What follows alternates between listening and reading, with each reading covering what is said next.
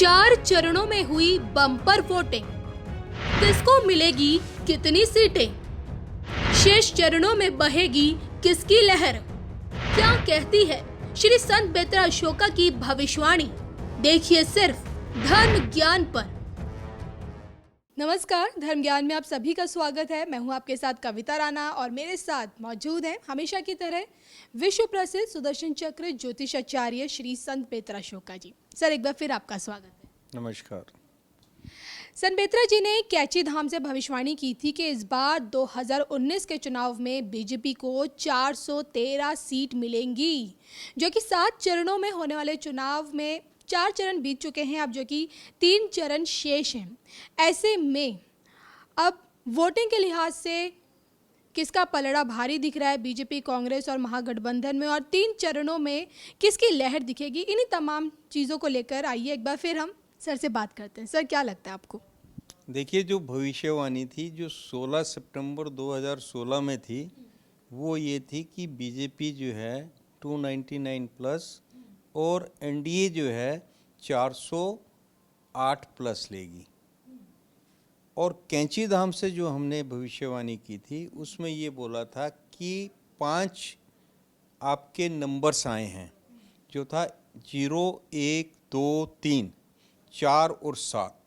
इनके जितने भी परम्यूटेशन एंड कॉम्बिनेशन बनते हैं, उन परम्यूटेशन एंड कॉम्बिनेशन को हमने जो डिस्कस किया था, जिसमें बीजेपी की 370 से लेके 417 हाईएस्ट, और लोएस्ट में जो लास्ट में बताया था 173 या 147, 173 या 147 थी। और उसी के कंपैरेटिव में जो आपकी भविष्यवाणी है, जो दैट इज़ इन यूट्यूब, आप ही के माध्यम से हुई थी।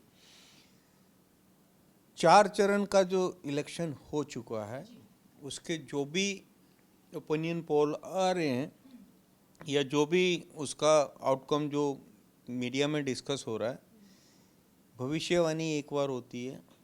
और मैंने जो भविष्यवाणी की थी बहुत पहले, जब इस बारे में कोई सोच भी नहीं सकता था, तब मैंने ये भविष्यवाणी कर दी थी कि 2019 के जो रिज़ल्ट होंगे ना भूतो ना भविष्य थी।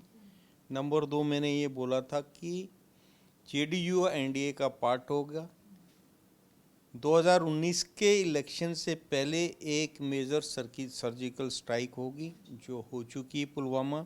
और मैंने ये भी भविष्यवाणी की थी कि 2019 का मुख्य मुद्दा जो राष्ट्रवाद का होगा।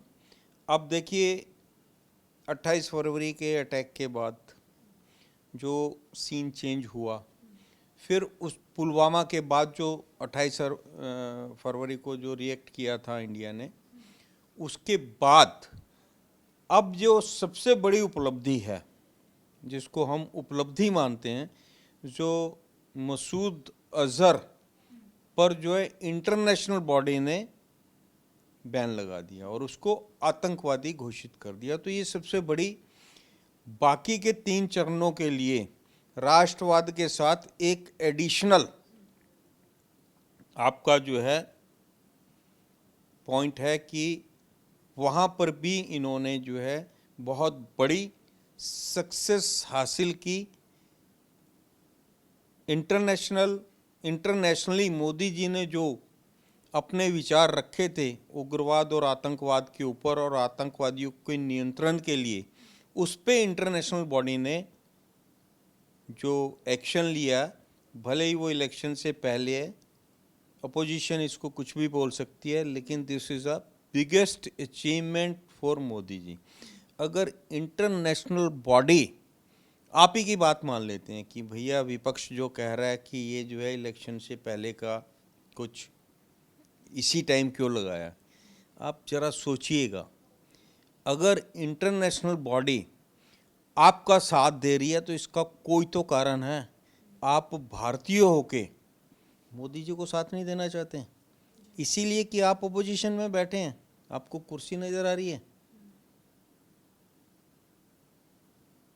लेकिन सर, बात अब आती है जब खुद की पार्टी के नेता बोले। मान लीजिए अभी भी हाल ही में सुब्रमण्यम स्वामी जी का बयान आया, उन्होंने कहा है कि जो पार्टी है वो 230 या 240 सीटों पे ही सिमट जाएगी, और कहीं ना कहीं बाहरी समर्थन लेना पड़ेगा। उन्होंने बसपा यानी कि मायावती की तरफ इशारा किया और जिसके बाद मायावती ने भी कहीं ना कहीं इसमें कुछ कहा नहीं, बट ये कहा कि हाँ, हम नेतृत्व बदलेगा तो शायद हम पार्टी को समर्थन दे सकते हैं।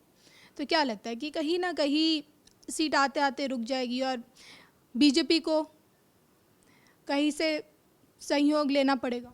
देखिए, अंदरूनी हालात के बारे में, क्योंकि स्वामी जी बिना फैक्ट्स के तो कहते हैं। अंदरूनी हालात के बारे में पार्टी जानती है।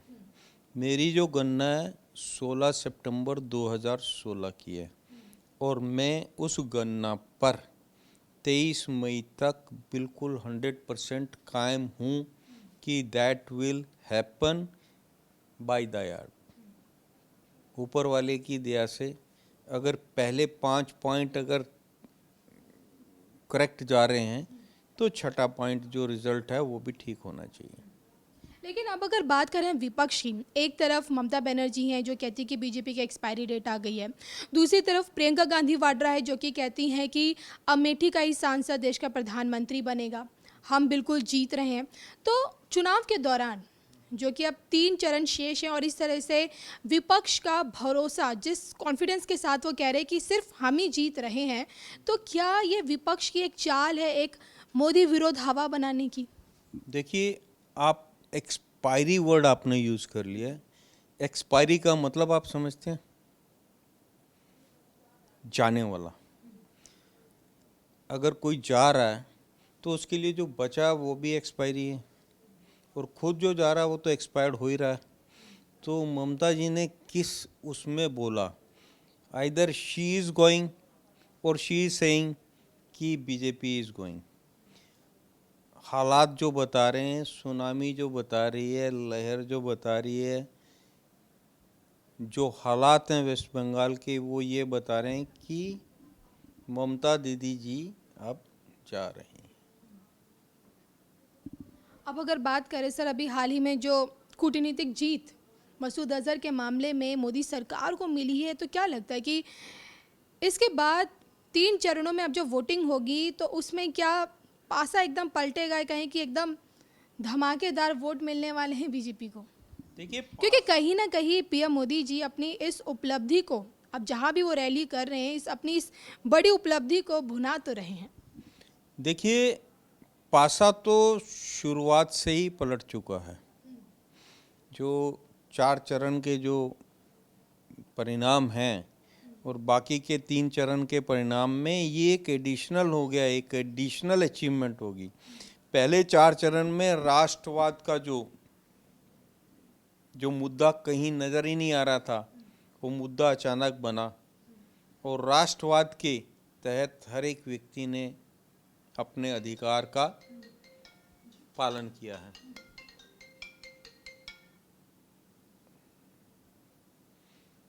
हर एक व्यक्ति ने अपने अधिकार का पालन किया और बाकी के जो 3 चरण हैं उसमें ये मसूद अजहर और आपका पाकिस्तान जो है, पाकिस्तान हमारा पड़ोसी है, वो हमको दुश्मन मानता है, हम उसको अभी भी दुश्मन नहीं मानते।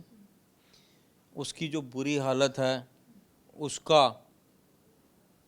जिम्मेवार वो खुद है और अब और बुरी हालत होने जा रही है, क्योंकि जिन आकाओं के सिर पर ये लोग उछल कूद मचा रहे थे, इन्फिल्ट्रेशन हो रही थी, भारत के अंदर जो है अस्थिरता फैलाने की कोशिश हो रही थी, उनके अब्बू भी अब they will be behind the bar.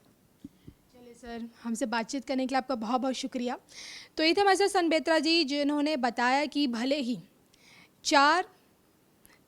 जो 7 चरणों में वोटिंग होनी है उसमें जो 4 चरण तो हो चुके हैं और 3 चरण शेष बाकी हैं और लहर तो जिसकी होगी वो तो अब देखा जाएगा कि नतीजों में पता चल जाएगा कि इस बार किसकी लहर है। लेकिन सनबेत्रा जी अपनी भविष्यवाणी पे अभी भी अटल हैं कि इस बार 2019 में मोदी सरकार को 413 सीट्स मिलेंगी। तब तक के लिए मुझे यानी कि कविता राणा को दीजिए इजाज़त और धर्म ज्ञान के साथ जुड़े रहिए।